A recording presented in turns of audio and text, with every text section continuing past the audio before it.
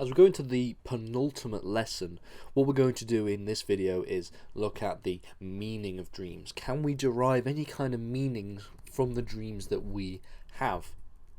And specifically, we're going to look more about the detail of dreams themselves. So look into, what dreams actually mean. Can we derive any kind of knowledge from dreams? It involves looking at the meaning of dreams. And in the next lesson, we're going to look finally at the functions of dreams. What functions do dreams and does dreaming have on the body, on the mind, on the brain? Okay, so I want to begin by looking at the philosophical focus of dreaming just before we move on. So when we engage in the philosophy of dreaming, we tend to look at two main issues. These are the ideas of deception, how do we know we're dreaming when we're not, etc., etc. Descartes and Thomas Hobbes and Locke and Malcolm. And then we look at the ontology of dreams. The ontology of dreaming includes again the nature of reality and also the morality of dreaming. Okay, and we looked at the morality of dreaming in the last two lessons with Augustine and then consequentialist and deontological theories. However, when we go beyond philosophy, we tend to look more about the meaning and the functions of dreaming. And that's what we're going to do in the next and the last two lessons on this course. So what do we mean by the meaning of dreams? Are dreams a source of knowledge and insight?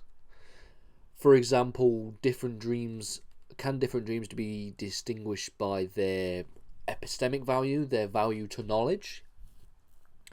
So again, for example, some argue that dreams reflect sleepers' bodily psychological state. Do dreams actually have any kind of impact and reflection on what we are, our human psychology, and therefore we can derive meaning from that? And again, this takes us into the study of dream interpretation. Can we interpret the dreams that we have, the content of our dreams, to derive some kind of maybe psychological or physiological conclusions from the dreams that we have? And I'm going to begin by looking at what Aristotle said about dream interpretation, because this is a very old subject indeed. So he was against the idea of being able to interpret dreams and to, that dreams mean different things depending on, who you are and your psychological state. He denied that dreams were, for example, of any kind of divine origin.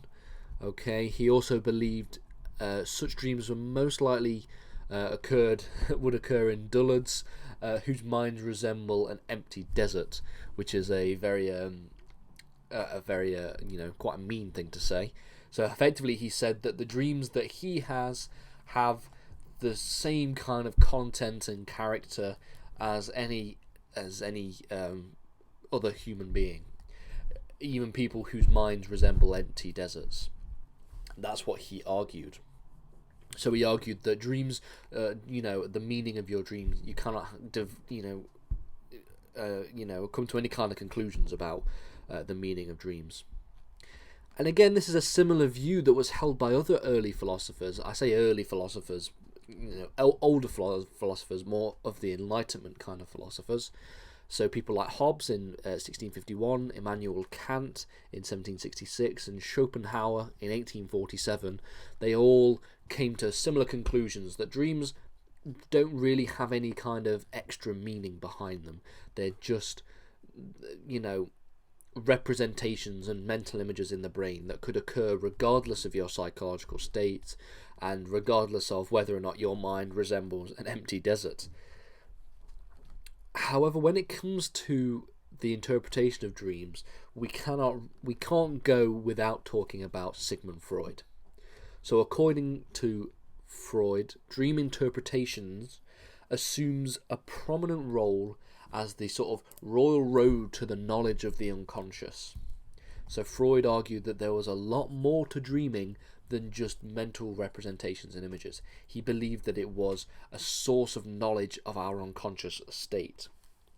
So dreaming was seen as the main way to open up the unconscious, to think about what we really believe and what we're really, what our psychology is really doing.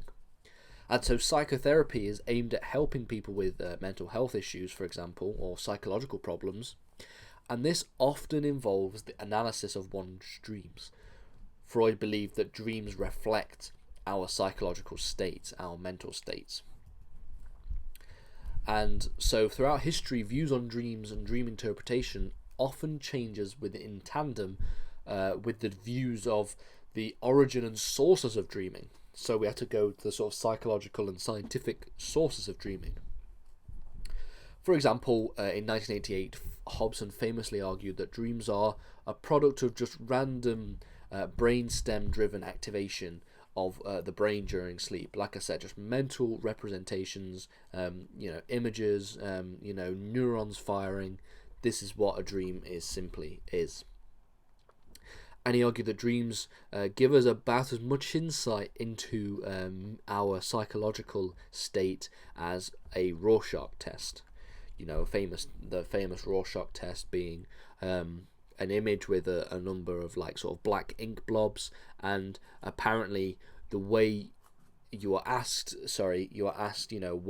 what you see in this image, and apparently your answer gives you some kind of insight into your psychological state. So, as you can see, the meaning of dreams has really been quite a contentious issue in philosophy and psychology. You've got people who suggest that dreams are no more than just mental representations, people like Aristotle and Hobson, and then you have people who suggest that dreams are actually a lot more concerned with the understanding of our unconscious mind, of our unconscious psychological states, people like Freud and psychoanalysis theory.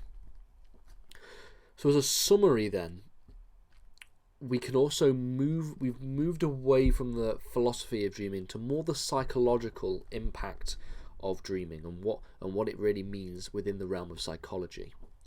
And in this lesson we've looked at the sort of meaning of dreams and how we could interpret dreams to try and answer bigger questions about our psychology. And then we've explored that philosophers such as Aristotle and Kant and Hobbes and Schopenhauer argued against trying to interpret dreams, argued that a dream could be, the same dream can be had by anybody. And then we've looked at some more modern theories, the Freudian ideas of dreaming and the Hobson's idea of dreaming, when it comes to sort of just the idea that dreaming and the content of your dream unlocks mysteries to your unconscious states. So on one side we have the Freudian psychoanalysis theory of dreaming, and on the other side we have for people who advocate against the interpretation of dreams. In the final lesson, what we're going to do is look at what the functions of dreaming are. What functions does dreaming have? Why do we dream effectively? What is the purpose, the point in dreaming?